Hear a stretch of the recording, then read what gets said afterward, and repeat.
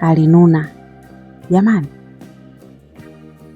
Akaanza kuniambia, kitendo ulichokifanya juzi kimenithibitishia kuwa huna adabu. Yule mwanamke alikuwa anaongea ni nani? Na nini kiliendelea mpaka hukupokea simu yangu? Nikamwambia, samahani madam, nilipata dharura kubwa ya kifamilia. Akasema, sawa, ila jioni naomba uje ofisini kwangu. Kabla sijajibu, ghafla akaja Grace. Huyu Grace ni msaidizi wa ofisi. Yaani huwa anatusaidia kupika chai, vitafunwa, kahawa, nini. Alivyoingia madam aliamua kuondoka. Na Grace alivyoona ile picha pale, alishtuka. Akaweka kahawa kisha akatoka haraka, lakini alikuwa tayari ameshabaini kitu. Ameshabaini kuna kitu kinaendelea. Siku ilisogea hadi saa 11 jioni, ambapo muda wa kazi unakuwa umeisha. Wafanyakazi walianza kuondoka mmoja mmoja. Nilijua kabisa Bite lazima yuko ofisini kwake ananisubiri, kama ambavyo aliniambia asubuhi. Nikaona haina haja ya kuogopa. Acha niende nikamwambia msimamo wangu live ili anikome. Basi nilienda kugonga mlango wa ofisi yake. Niliingia na kukuta amekaa ananisubiri mimi tu. Akatabasamu na kusema, Jacob, funga mlango basi tuongee. Mimi nikaurudishia tu, siku lock. Nikasogea mbele ya meza yake na kumwambia, madam, nimekuja kama ulivyoniomba asubuhi. Kuna suala gani la kazi unalohitaji tuongee? Naomba lihusiane na kazi tafadhali. Bite akanyanyuka na kusogea karibu yangu. Jacob, achana na habari za kazi. Ninachotaka kujua, yule mwanamke uliyekuwa naye juzi usiku ni nani? Kumbe huyu mama bado anayo yale ya juzi jamani.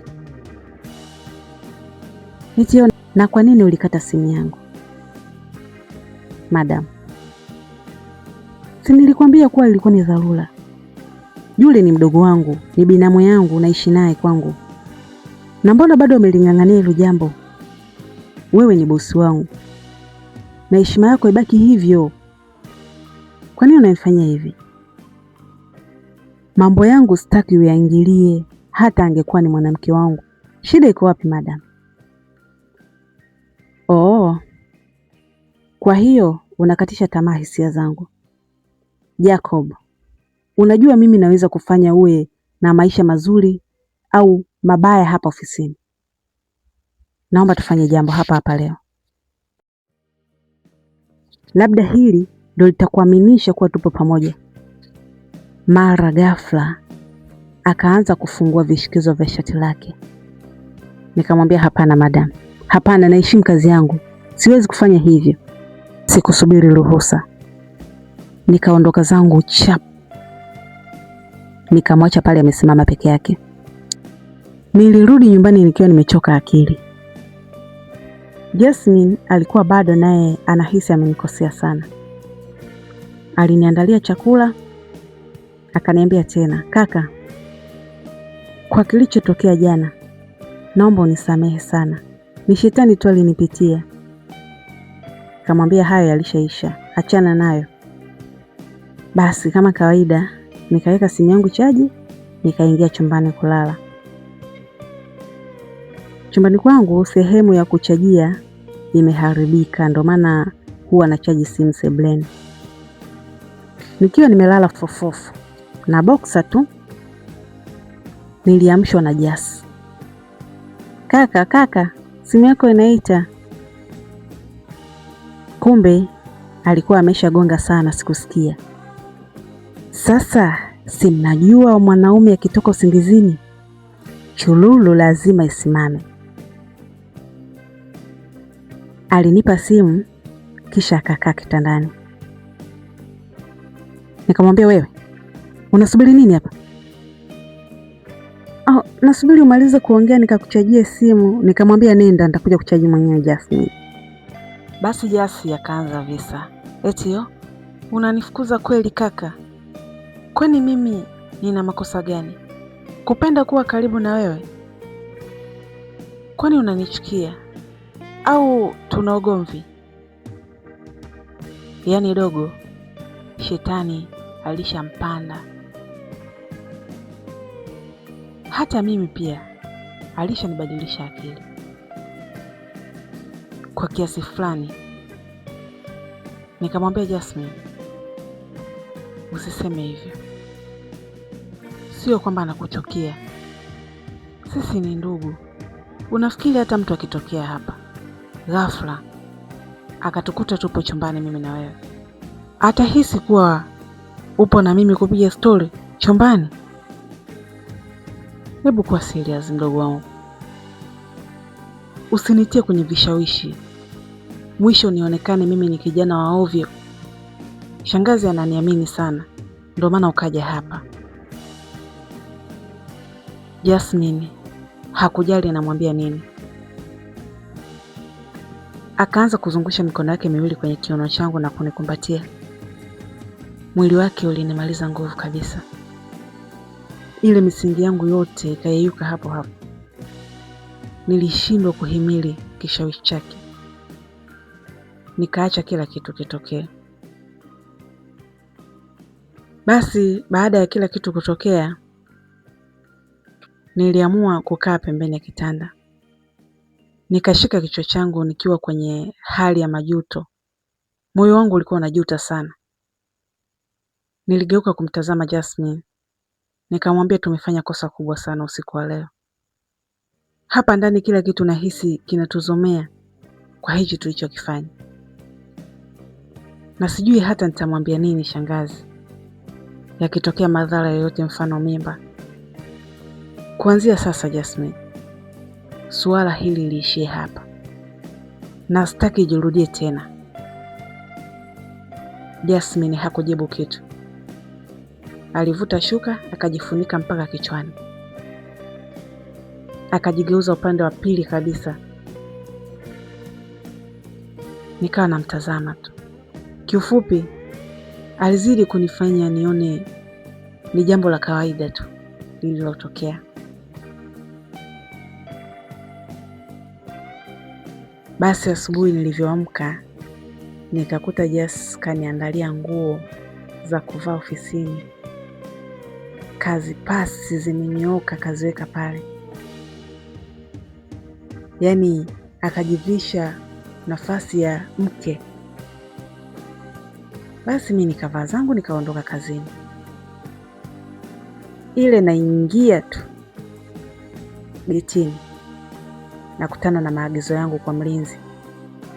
Madam Bite anakutaka ofisini. Yaani kabla hujaingia ofisini kwako, ameniambia ukifika tu uingie ofisini kwake kwanza. Nikasema kumekucha. Nilipoenda kwa madam hakuwa na jipya. Zaidi alitaka tu mambo yake. Nilipojaribu kukataa akaanza kuleta dharau. Au huna maajabu Jacob, uzuri wa bure tu. Sasa sijui alikuwa na hali mbaya, hajakutana na mume wake muda mrefu. Sasa kutokana na hiyo dharau, na ukiangalia mimi nishapagawa, kwanza sina hamu yoyote, nishamaliza kwa Jasmine. Aisee, niliamua kumnyosha. Yaani nilipiga kisasa. Basi nikaacha jambo lipite kama hivyo. Kwa hiyo tayari nimeshaharibu kwa Jasmine, tayari nimeshaharibu kwa Madam Bite kazini. Akaanza kujimaliza. Jacob, sasa wewe ni mwanaume wangu rasmi hapa ofisini. Kuanzia leo hakuna mtu yeyote atakayesogeza pua yake kukusumbua kwenye nafasi yako. Ukihitaji chochote niambie mimi. Nikamwambia mimi nifungulie mlango niondoke. Sasa wakati natoka nakutana na Grace. Naye kwa umbea yupo vizuri. Alikuwa anapeleka chai kwa madam. Baada ya kutoka akaleta na kwangu. Akaanza kuniambia, bosi wangu, mbona macho yako leo yamejaa uchovu sana? Mapema hivi? Alikuwa ananikejeli tu kwa sababu alihisi kabisa lazima kutakuwa na kitu ambacho kimetokea au kuna kitu nimetoka kufanya na madam. Siku hiyo sikuwa na mood ya utani, sikumjibu lolote. Akaondoka. Muda wa lunch mara nyingi huwa tunakutana wafanyakazi wote kantini. Kuna dada anaitwa Diana. Akasema bili ya Jacob asipewe mtu mwingine jamani. Maana pale ofisini muda wa lunch huwa tunalipia chakula. Na muda huo Bite hakuwepo. Nikashukuru kwa sababu wenda angeanzisha maneno. Nikamwambia barikiwa sana bosi wangu. Tukawa tunacheka tunafurahi. Baada ya kutoka kantini nilirudi ofisini kwangu. Nikiwa najisikia vibaya mno. Mwili ulianza kuishiwa nguvu na kichwa kilianza kupasuka kama mtu ambaye ana homa kali sana. Nilijaribu kukaza macho kwenye kompyuta lakini nikashindwa. Ikabidi nirudi nyumbani. Nilipoingia tu ndani nikajitupa kitandani. Nikiwa siwezi hata kuvua nguo za kazini. Homa ilikuwa imenishika kweli kweli. Hapo nyumbani nilikuta Jess kabadilisha mazingira ya chumba. Yaani kafanya usafi. Chumbani kwangu kukawa na hewa fulani safi sana. Nikawa najiuliza, nimshukuru Jasmine kwa kunisafishia chumba changu au niseme nini? Ila nikapotezea. Siku ya pili niliamka bado sipo sawa kabisa. Nikaenda hospitali pamoja na Jas. Kazini tayari nilikuwa shawapa taarifa kwamba naumwa. Basi jioni walikusanyana wamama kibao kuja kunipa pole. Basi Jas alishangaa sana. Yaani hii mishangazi yote ndio wafanyakazi wenzangu kweli? Baada ya wafanyakazi wenzangu kuondoka, akaja Bite sasa akiwa peke yake. Aliingia akasimama, akawa ananipa pole huku ananishikashika mkono kwa mahaba. Jasi akakasirika, akaachia sonyo.